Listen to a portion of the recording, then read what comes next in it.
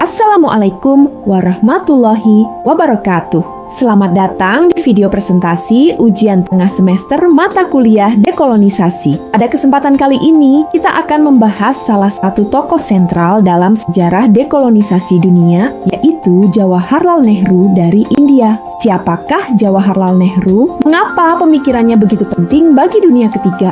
Dan yang paling menarik, bagaimana kita sebagai mahasiswa ilmu Al-Quran dan Hadits melihat relevansi pemikiran dekolonisasi Nehru dengan nilai-nilai universal dalam Islam?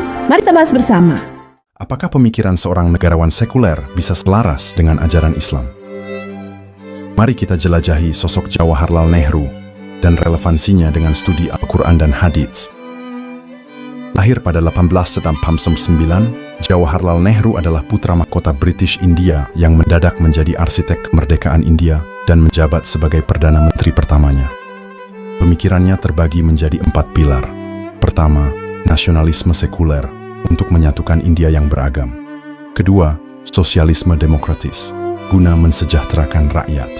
Ketiga, internasionalisme melalui gerakan non-blok untuk menjaga kemerdekaan dari blok politik.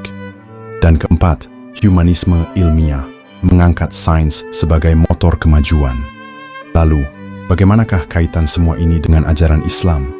Mari kita telaah dari sudut pandang Al-Quran dan Hadits. Pertama, semangat pembebasan kaum tertindas. Al-Quran mengajarkan untuk tidak berdiam diri melihat penindasan. Inilah yang diyakini Nehru saat melawan kolonialisme. Kedua, persaudaraan universal.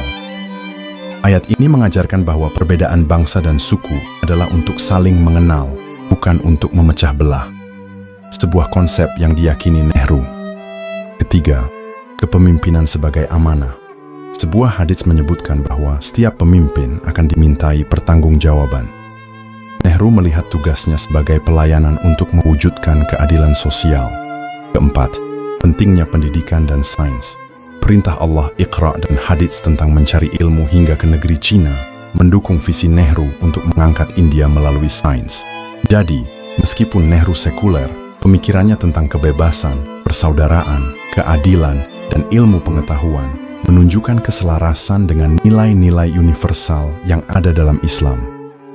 Pelajaran dari masa lalu ini mengingatkan kita bahwa nilai-nilai luhur dapat ditemukan di mana saja dan relevannya tetap terasa hingga hari ini.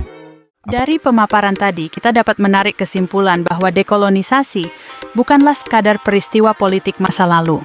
Dekolonisasi adalah proses berkelanjutan untuk mengembalikan martabat kemanusiaan.